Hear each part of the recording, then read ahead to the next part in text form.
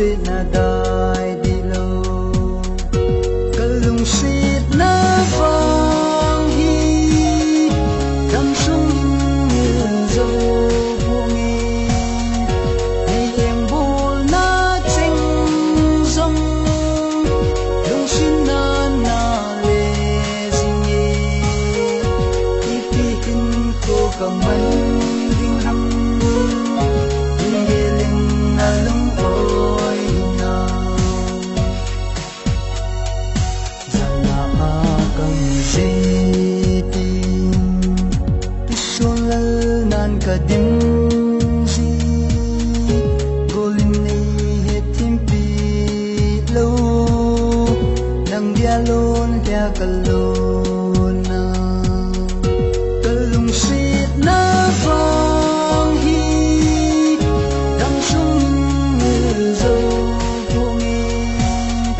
miệng bùn na chênh rong lung xin na na lệ dinh ipi hin ko kaman ding hang hiling na lung oi na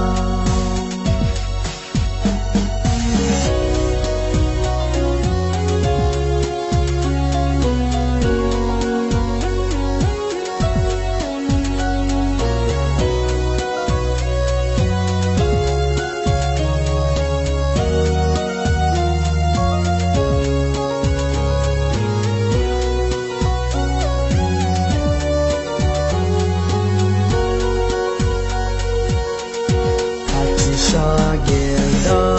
mai tangi lai dang leng ding chi mai tangi kalung si min lui nu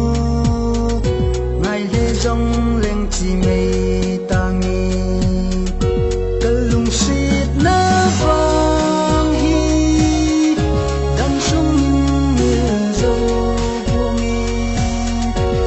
miệng bùn na chênh rong